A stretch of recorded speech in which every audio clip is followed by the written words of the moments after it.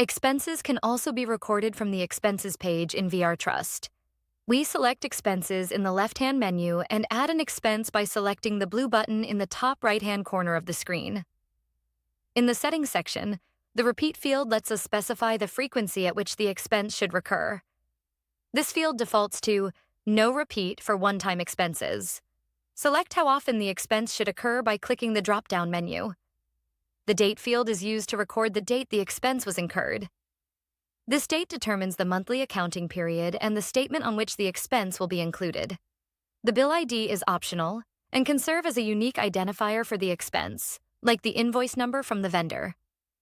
In the Description field in the Settings section, we can enter a memo describing the nature of the expense.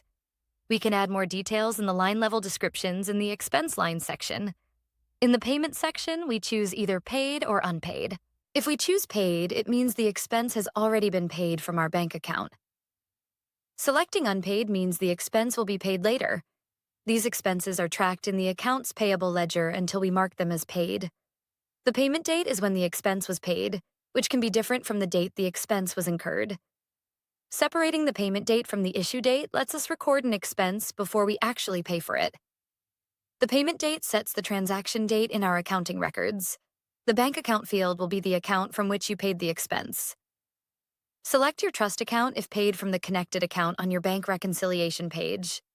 Selecting non-trust account marks the expense as a billable expense not paid from trust. We use the non-trust account when we pay an expense for an owner from our operating account or a credit card account that is not being reconciled in VRTrust. This records an expense to the owner and revenue to the property manager for the reimbursable expense. If the expense is paid from trust, we select the trust account, choose the vendor, and then add the expense line. We select the listing related to the expense if applicable, enter the expense account, and add the line-level description.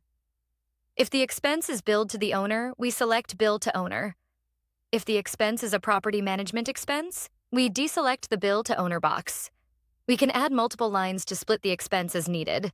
When finished, we select Save to record the transaction.